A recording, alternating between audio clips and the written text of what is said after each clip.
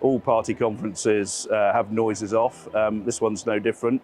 The curious thing is that Downing Street and the Prime Minister have allowed some of these subjects like HS2 to keep running and running without really telling the world what his view is. And if he thinks some great big announcement on HS2 in his speech is going to surprise the world, I think he's in for a bit of a shock, because everybody knows what he's going to do. The only thing that we're interested in is where he's going to spend the money. But it's dragged on for so long and dominated so many interviews that the Prime Minister's in danger of not getting across the message that he actually wants to get across. I think some of the other arguments are more important for the Conservative manifesto and going forward. Where do they stand on the ECHR? That's going to be a debate for the future. But yes, there are fault lines in this party, and not everybody's happy with the direction the Prime Minister's going in, and he needs to answer those questions when he does his speech.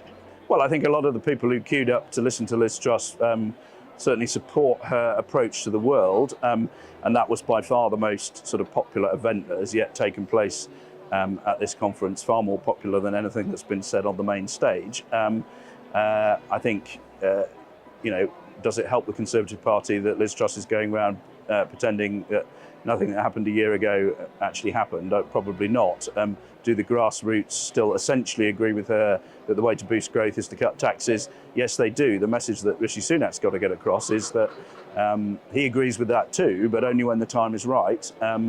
And I think, what happened a year ago at the Conservative Party conference shows that if you do it when the time is wrong, it can be a complete disaster. So Liz Truss is still popular, her views are still popular, but that doesn't translate into it yet being something that's a problem for the Prime Minister. I think it's more likely to shape what happens after the Prime Minister goes if he doesn't win the next general election, and Liz Truss will be a very key player in helping to decide who it is that succeeds Rishi Sunak.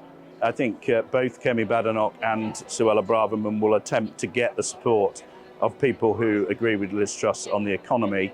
There are several big groups of Conservatives in play when we have a leadership election. There's the sort of ERG right, the hardline Brexiteers.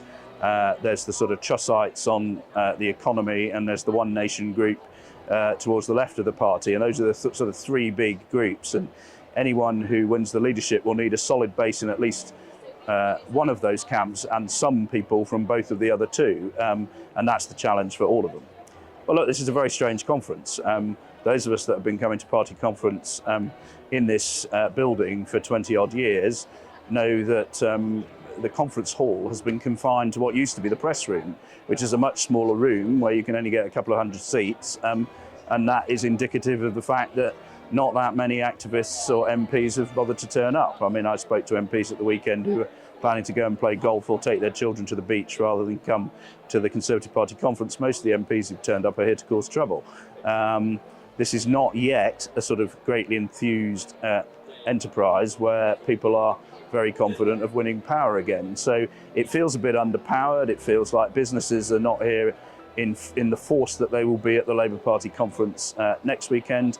And that suggests that this is not a boom time for the Tories. But if the Prime Minister makes a good speech and is able to frame who he is and what he's about in a way that pitches him against Keir Starmer in a fashion that is appealing to the public, then all of that will be forgotten. If he doesn't do that, then we'll be picking over the bones of all of this at the weekend and saying that this is a party that's on the skids. What can we expect from Rishi Sunak's speech? I think we will get a little bit of personal stuff about who he is and where he's come from and how hard he's worked to get where he is and how he believes in hard graft and the power of work.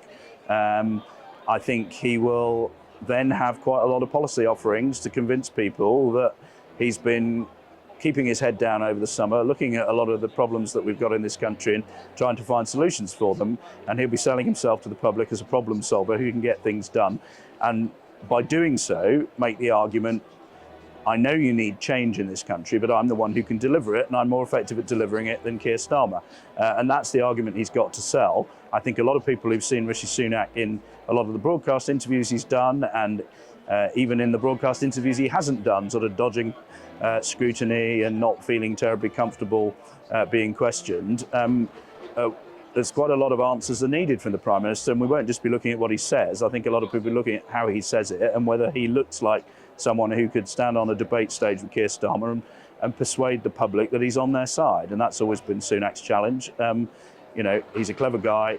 He's probably quite good at governing. The question on the lips of everybody at this conference is whether he's any good at campaigning, and that the speech will be the first time we really get a proper answer to that question, I think.